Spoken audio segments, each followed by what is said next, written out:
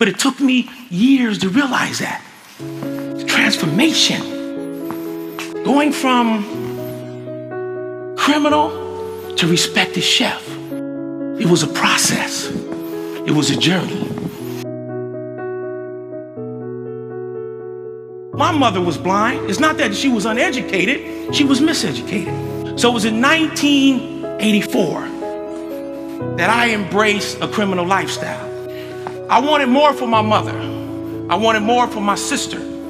And I decided that this was the way for me, which was the meal ticket. This here, crack. These are little kibbles.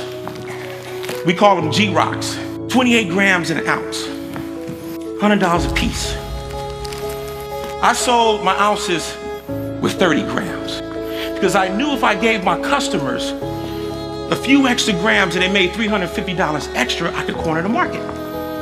I made up to $35,000 a week. Age 19, millionaire.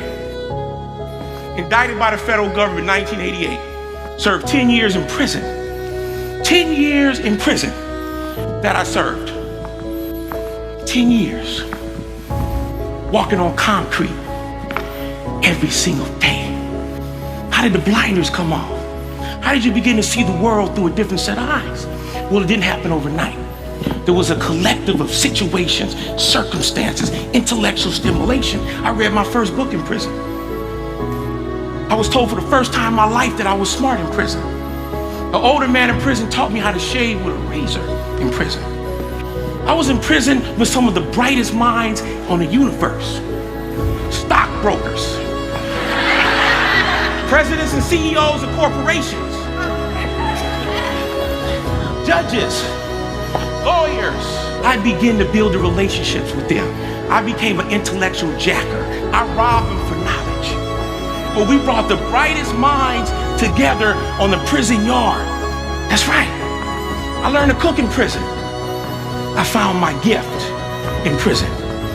When I came home from prison in 1996, they told me I couldn't get a job and I wouldn't get a job. Well, I proved them wrong. I went in as a dishwasher. When I first got my job, there were things I had to change about me when I got out of prison. Everything. I had to build a brand. I had to rebuild my image. Clean shave my face. Took makeup to cover my earring hole up. No tattoos. Quit lifting weights so I wasn't big and bulky. I got my teeth fixed. $2,600 grill. Look at that. Because I understood the importance of a smile. I even had to straighten up the way I walk, because I still walk cool sometimes. So this is how I used to walk. So I had to get my corporate swag down, right?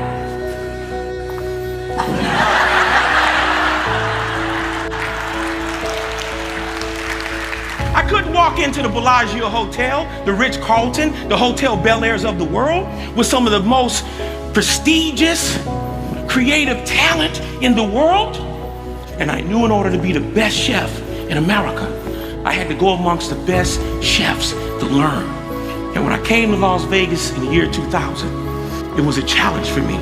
I wanted to work at the world famous Bellagio Hotel. It took me 3.5 years to get a job at the Bellagio. I changed my walk 3.5 times. And I finally got the job. The transformation.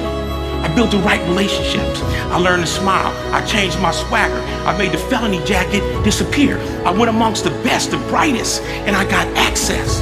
And I realized in prison, when I studied these white-collar guys, multi-millionaires, with circumstances and situations that shaped the thinking process of them. Well, I believe that everybody was born with a gift. I believe that everybody was born with the abilities and the strength and the genius to become someone. The reason why we're successful in here, because we discovered that. We unleashed that. But there's so much talent in the hood. There's so much individuals out there who are smart, who are forward thinkers, but they were using that intellect the wrong way. I believe that each and every one of them should have that opportunity to live the dream.